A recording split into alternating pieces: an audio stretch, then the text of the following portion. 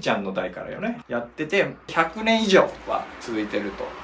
いうふうに聞いてます。日本の家事業がね潰れたら困るんで、ライトセーバーみたいな感じでずっと研いでいくんだろうなと思うんで、はい、刃物はねなくならないと思いますし、この地域のね生活を支えるっていうのが野鍛冶屋の存在意義と思ってますんで。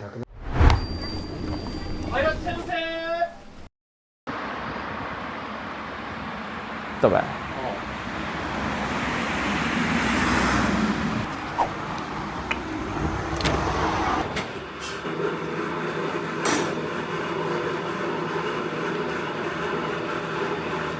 おじとおいっ子ですね、2人でやってます。川崎鍛冶屋の川崎と申します。よろしくお願いします。はい、溝上と申します。よろしくお願いします。一応ひいじいちゃんの代からよね、はい、やってて、場所は違うんですけど、その時からやって100年以上は続いてるというふうに聞いてます。私がここで働き出したのは3年前4年前ぐらいですかね。はい、それまでは一人で始めました。よし、それじゃあ今からやりましょうか。今回包丁に使うのはこの材料なんですけど、もともとはですね、1本の板だったのをあらかじめこうやってカットして、包丁の形に成形しやすくしてる、材料なんですね。これが長いのがずっとこうそこら辺に転がってますけど、別の鍛冶屋さんところの材料なんですけど、そこの鍛冶屋さんの親方さんがちょっと急に亡くなられてですね、もうこれをうちが引き取らせていただいて、で今回この包丁にしてるみたいな感じになります。家族の方と話し合って引き取って、こうやって作るようにしてます。もう私はまだ作れないんで、もうおじにね任せるしかないし、おじはおじで体力持っているから、研ぎは私がやってるって感じなんで。一人でね20何年間やってきてすごいなとも思うし、それを言うとそのひいじいちゃんがおってじいちゃんがおっておじさんがおって天台みたいな、存在ではありますよね。だからといって私がなんかちょっと積み重ねていくみたいな、だからおじはその先代のおじいちゃんのやつを積み重ねてまた改善をしてるから、今度はおじがやった3代目がやったのをさらに受けて私がどんどん改善していくみたいな。だから最終的には超えなきゃいけないんでしょうね。日本の家事業がね潰れたら困るんで。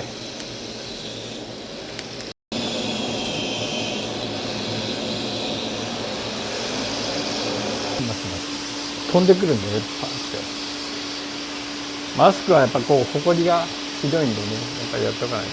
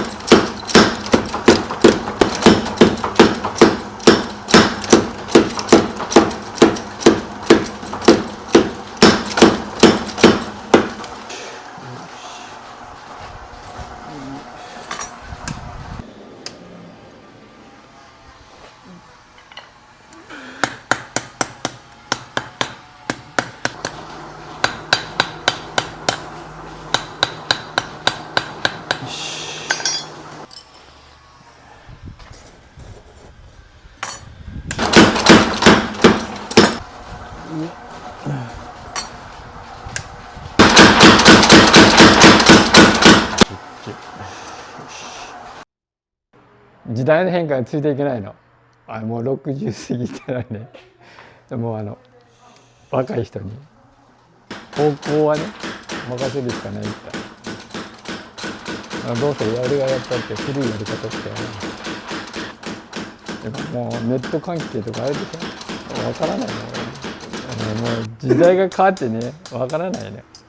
これ作り方とかはね昔も進んでも多分変わらんやろうけんが、こういうのは教えられるけど、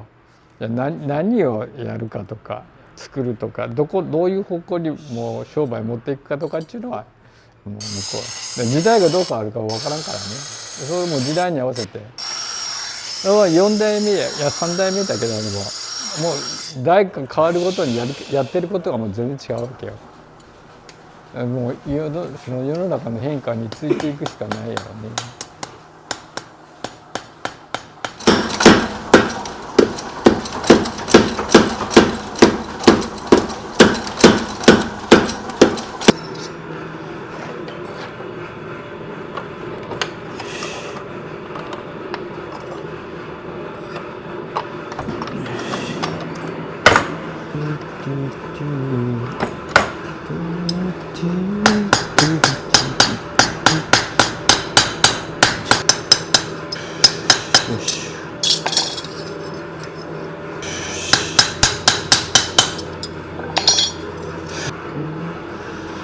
待ってよ、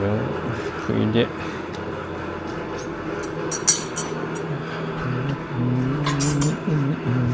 ですかね、ちょっとこっち行きますんで。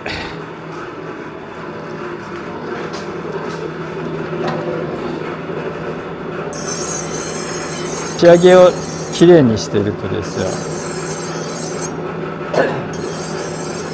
ここを丸くしとかないと手を怪我したりするんで、ここの角っこをですね、こ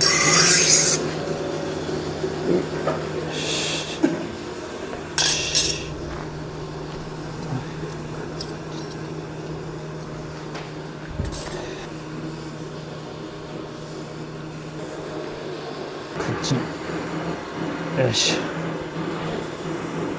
ょよいしょ、焼き生していってね、これでゆっくり冷やしていくと。ホテル民泊運営は当チャンネルにご相談を。開業から運営までトータルサポートいたします。当チャンネルを通して宿泊施設を PR し、視聴者に認知させ、強い集客力を実現。月間約500万人に宿泊施設の宣伝ができる。これまで撮影した約600店舗と協業し、ツアーを展開する独自の集客マーケティング方法。気になる方はコメント欄トップの URL へ。もう立ったね。よし。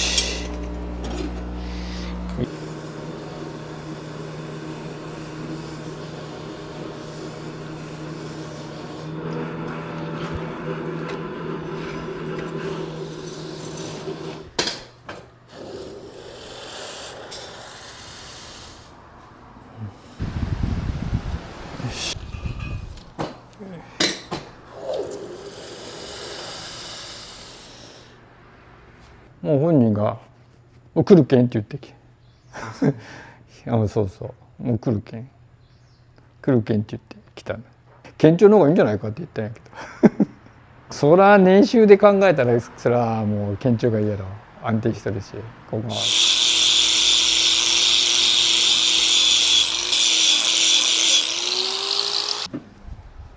もう一回焼き入れが終わったのを研いでいきたいと思います。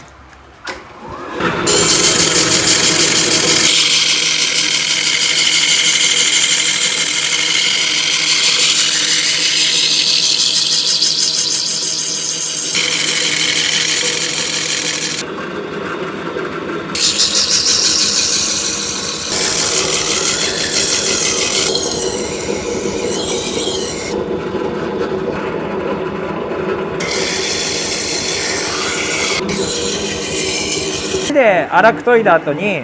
もうここ幅がちょっと広いので、ここでこの刃のラインをまっすぐにするっていうのを気をつけながらまず研ぎますね。どんどんここの鋼が薄くなってくると、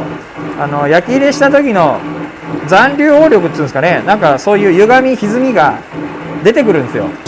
それ見ながらやんないといけないんですけど。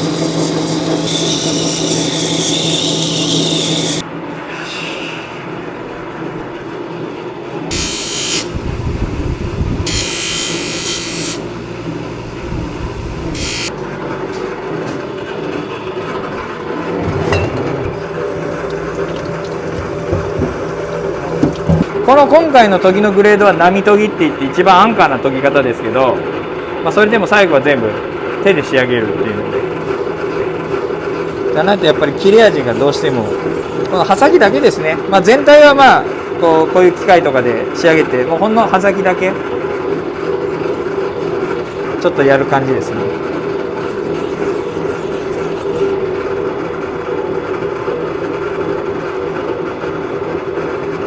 ここら辺は粗研ぎの砥石ですけど、他にもなんかいろいろねこう使うのがあるんですけど、これに今落ち着いてますけど、もう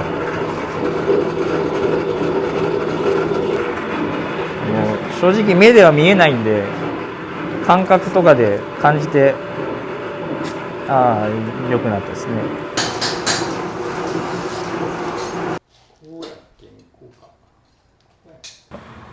この辺やっけ。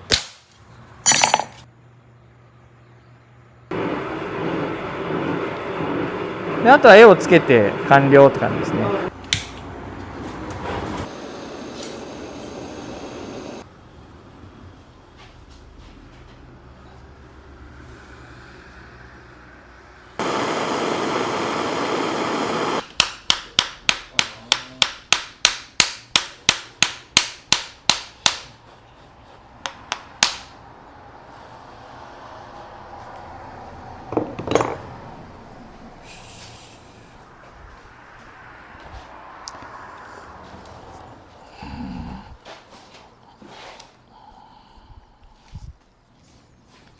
かな。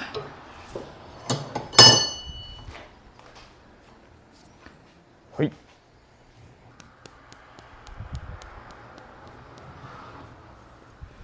うん。だいぶここ削った場合。こっちでしばらく冷やして、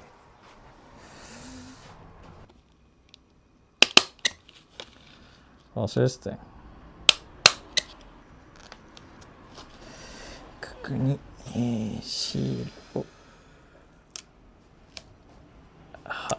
貼りまして、はい。